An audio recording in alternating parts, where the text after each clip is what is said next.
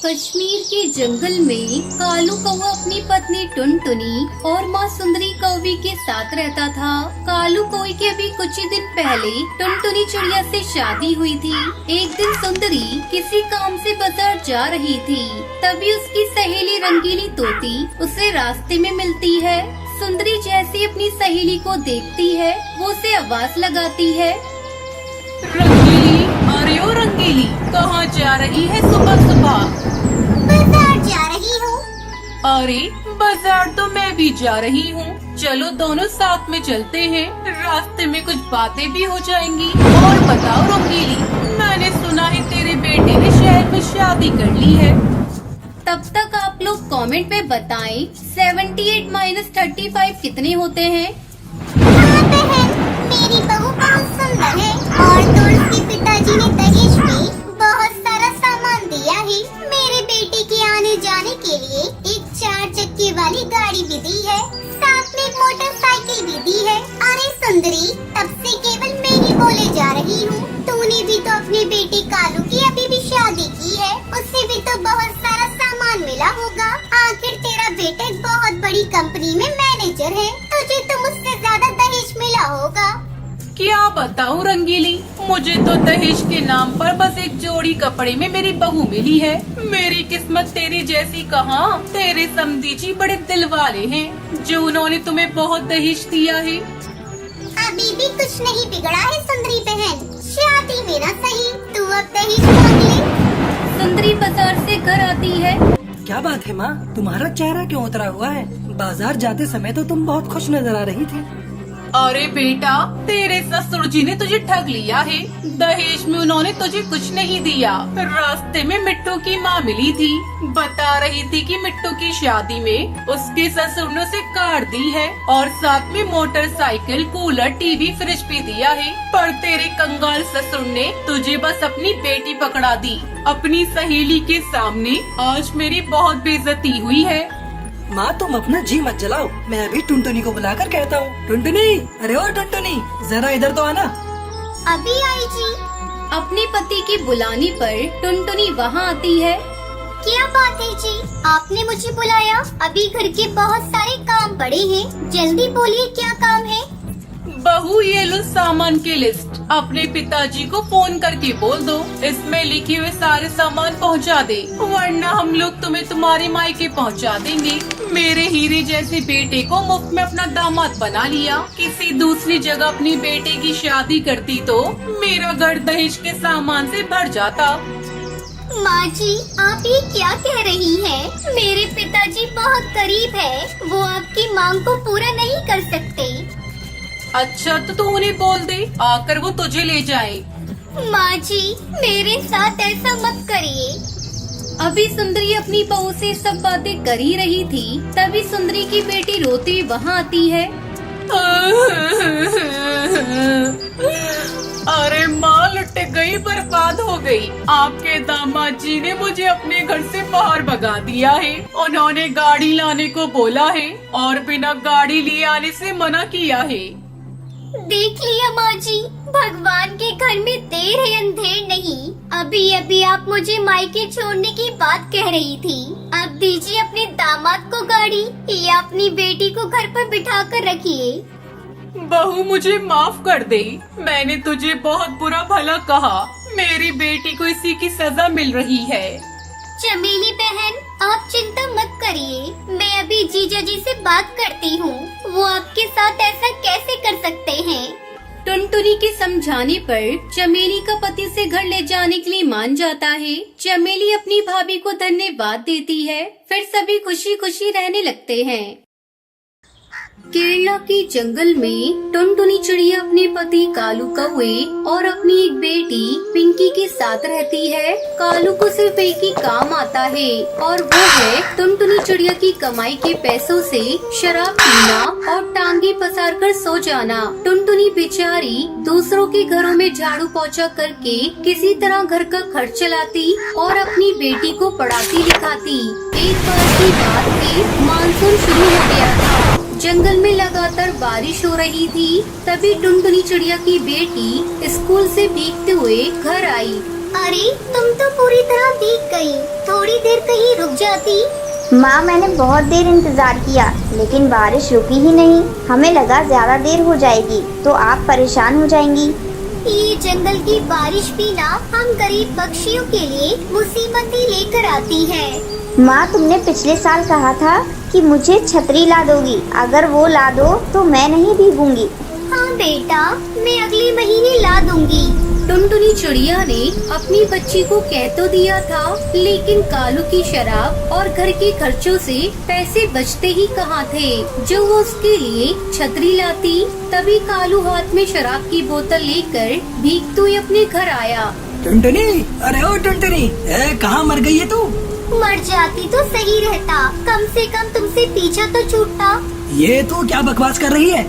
तुझे अपनी बेटी की फिक्र नहीं है, लेकिन मुझे तो है। पूरा दिन शराब शराब शराब। कालू के साथ सबसे बड़ी दिक्कत ये थी कि वो अपनी बुराई तो सुन लेता, लेकिन अगर कोई शराब की बुराई कर दे तो उसका पारा चढ़ जाता। उसने गुस्से में टुनटुनी को जोर से मार दिया। मुफ्तखोर चिड़िया, तू क्या समझती है अपने आप को? मैंने कितनी बार कहा कि मेरी शराब को एक शब्द भी बोला तो मुझसे बुरा कोई नहीं होगा।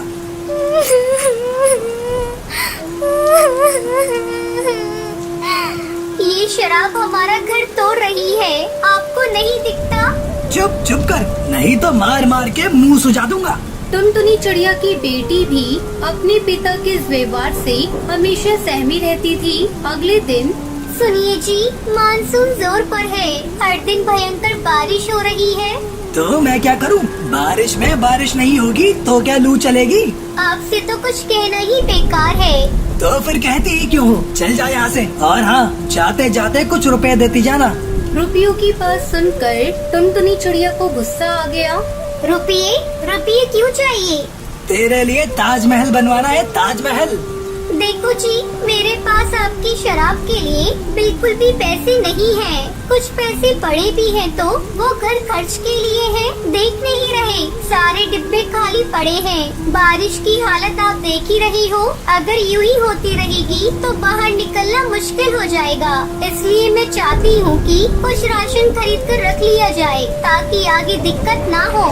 टुनटुनी की बात सुनकर कालू कौवे को बहुत गुस्सा आया, लेकिन उसने सोचा कि अगर वो इस समय गुस्सा दिखाएगा तो वो गुस्सा उस पर ही भारी पड़ जाएगा और टुनटुनी चिड़िया उसे पैसे नहीं देगी। इसलिए उसने उससे बहुत प्यार से बात करते हुए कहा कि टुनटुनी, मैं बहुत ही बुरा कौवा हूँ। मुझे पता है तुझे हम सबकी फिक्र है। कालू के अचानक से बदले व्यवहार से टुनटुनी चिड़िया सोचने लगी कि ये इनको अचानक क्या हो गया है, और वो कालू से कहती है, आपको पता है पिंकी के पास छतरी भी नहीं है। वो बेचारी हर दिन भीगते हुए स्कूल से घर आती है। टुनटुनी, भगवान के लिए ये सब बातें मुझे मत बता। मैं जानता हूँ कि मेरे शराब पीने के कारण तुम लोगों को ये सब मुसीबतें उठानी पड़ती हैं, लेकिन मैं वादा करता हूँ आज के बाद शराब को हाथ नहीं लगाऊंगा। मैं सच कह रहा हूँ, तेरे सर की कसम।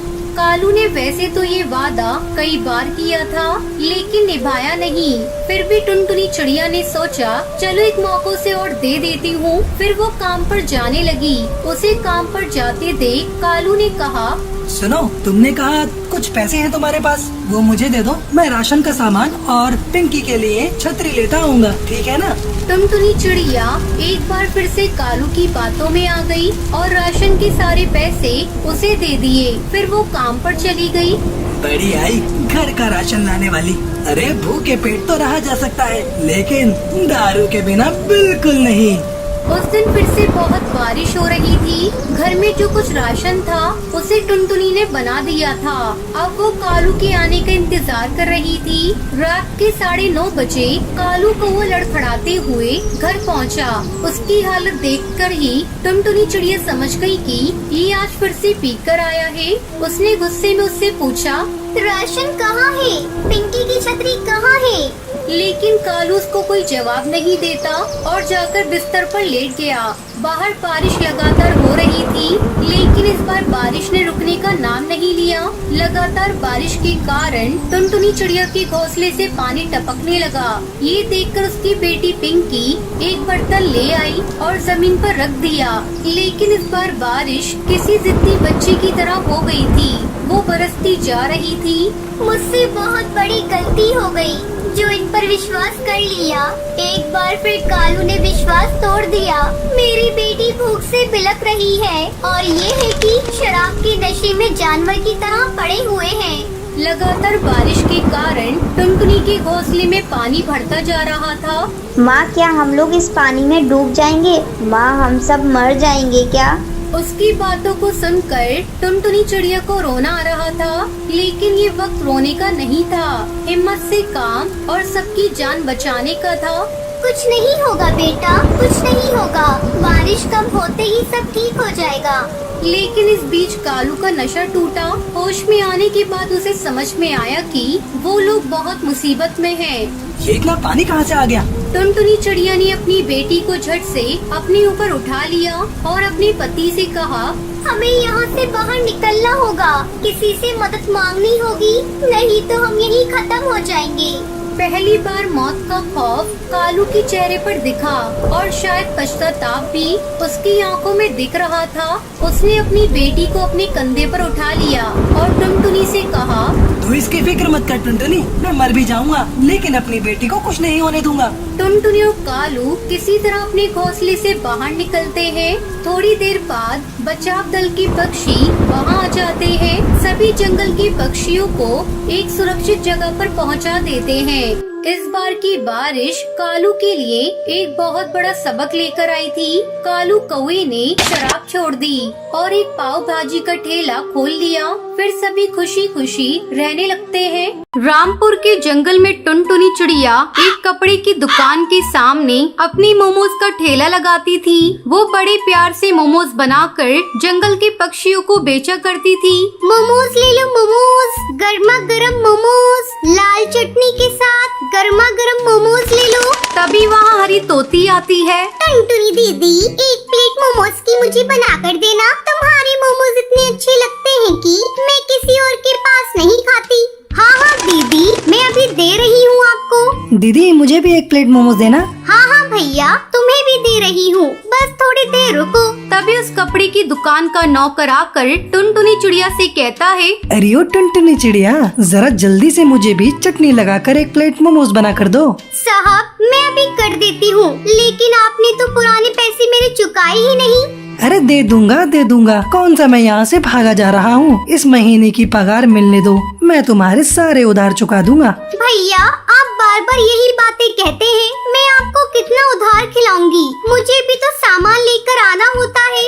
ज्यादा बातें मत बनाओ। मेरे ही मालिक की दुकान के सामने ठेला लगाती है और मुझे ही आंखें दिखाती है। मैं जल्दी ही तुम्हारे पैसे चुका दूंगा। तभी टुनटुनी और कालू कौवे की बातों को सुनकर दुकान का मालिक कड़कनाथ सेठ वहाँ पर आता है। अरे कालू भाई, ये गरीब है, इससे तुम उधार में क्यों खाते हो? रुपए देकर खाया करो। ठीक है मालिक, आगे से मैं ध्यान रखूंगा। अभी मेरे पास छुट्टे नहीं थे, इसलिए मैं बाद में देने के लिए बात कर रहा था। तभी कड़कनाथ सेठ टुनटुनी चिड़िया से कहता है, टुनटुनी, मेरी दुकान के सामने ये ठेले लगाने का जो तुम पैसा देती हो वो कब दे रही हो? जी, मैं कल ही आपको पैसे दे दूंगी। कालू, कल साड़ियों का स्टॉक आने वाला है, तुम उसे उतरवा लेना। मुझे कल डॉक्टर के पास जाना है, इसलिए मैं देर से आ पाऊंगा। ठीक है मालिक, मैं सारी साड़ियाँ उतरवा कर अच्छे से रख दूंगा। अगले दिन कड़कनाथ की दुकान पर साड़ियों से भरा ट्रक आता है। कालू कौवा सारी साड़ियों को उतरवा कर रख देता है। तभी कालू कौवे का दोस्त वहाँ पर आता है। कहो बंटी भाई, क्या हाल चाल है? ये लो मेरी बहन की शादी का कार्ड, तुम्हें शादी में जरूर आना है। अब मैं चलता हूँ।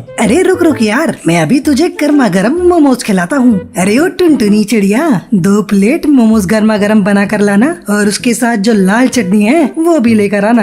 ये नौकर कालू कौवा तो बड़ा अपने आप को सेठ बन रहा है। ऐसे मांगता है जैसे इसकी ही दुकान हो। 1-2 दिन और देख रही हूँ, फिर उसके बाद इसे मना कर दूंगी। मोमोज बनाकर टुनटुनी चिड़िया दुकान में लेकर जाती है।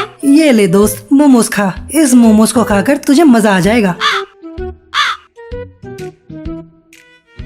थोड़ी देर बाद दुकान का मालिक आता है। कालू कौवे, तूने सारी साड़ियों को गिनकर रख लिया है ना? हाँ मालिक, लेकिन आप कहते हैं तो आपके सामने एक बार और गिन देता हूँ। कालू कौवा साड़ियाँ गिनने लगता है। अरे मालिक, इसमें 5 साड़ियाँ कम है। मैंने तो पूरे के पूरे गिन कर रखे थे। जब तूने पूरे गिन के रखे थे तो वो साड़ियाँ कहाँ गयी? मालिक, टुनटुनी चिड़िया मोमोज देने दुकान में आई थी, लगता है उसी ने साड़ियाँ चुरा ली। कड़कनाथ दौड़ा दौड़ा टुनटुनी चिड़िया के ठेले पर जाता है। टुनटुनी चिड़िया, जल्दी से मेरी दुकान से चुराई हुई साड़ियाँ वापस कर दे। तूने मेरी दुकान से चोरी करके अच्छा नहीं किया। लेकिन मालिक, कौन सी साड़ियाँ? मैंने तो किसी साड़ी को नहीं चुराया। देख, तू सच सच बता दे, ज्यादा नौटंकी मत कर। साड़ियाँ पूरे 10,000 की थी। जल्दी से पूरे पैसे निकाल और अपना ठेला यहाँ से हटाकर दूसरी जगह लगा। मालिक, मैंने कोई चोरी नहीं की। मैं ऐसा काम कभी कर ही नहीं सकती।